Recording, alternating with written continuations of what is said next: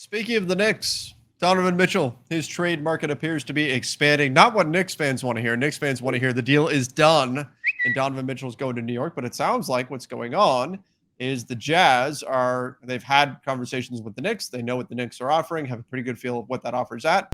And now they're going to go check around the rest of the league and see what the rest of the league will give them in a deal for Donovan Mitchell. I still think ultimately he winds up in New York. But Danny Ainge and co. are going to make the Knicks wait a little bit and see what they can get.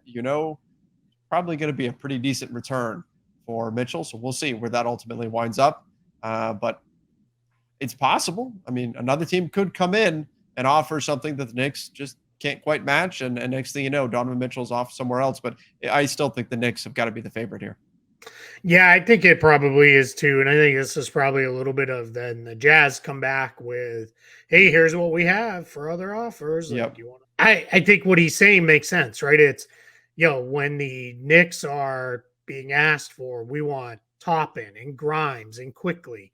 And then we also want, 6 first-round picks and all that stuff. The Knicks are like, all right, we're going to take either a couple players or a couple picks out. You got to make up your mind. We're not giving it all. And I think the Jazz are looking at it and saying, well, hey, the 6 first-round picks, a couple of those are pretty heavily protected picks from the Pistons and Wizards. Like, that may not convey for years. Like, well, when they do convey, they're going to be non-lottery. Like, where are we going with this? So, that's going to ultimately be the back and forth, right? Is how many kids do the Knicks want to give up and how many picks?